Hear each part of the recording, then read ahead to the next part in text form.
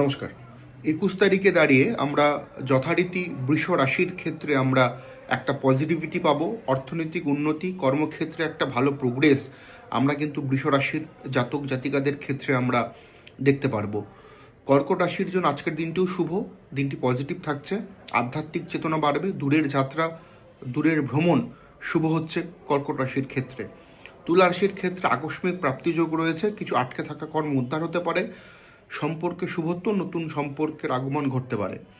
আজকের দিনে নেগেটিভিটি আমরা লক্ষ্য করতে পারবো ধনুরাশির অ্যাসপেক্টে। ধনুরাশির কিন্তু এক্সট্রা খরচের পরিমাণ বাড়তে পারে, সম্পর্ক নিয়ে কিছু টানাপোড়েন, মানসিক অবসাদে আপনি ভুগতে পারেন। কুম্ভ রাশির জন্য আজকের দিনটি শুভ নয়, শারীরিক কিছু সমস্যা অ্যারাইজ হতে পারে। যারা স্টুডেন্ট রয়েছেন তাদের এডুকেশনের জায়গাটা ভালো হচ্ছে না। কুম্ভ রাশির অ্যাসপেক্টে ব্যবসা বাণিজ্যে ক্ষতির সম্মুখীন আপনি হতে পারেন আজকের দিনে।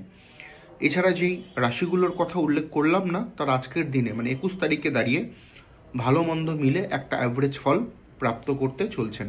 নমস্কার।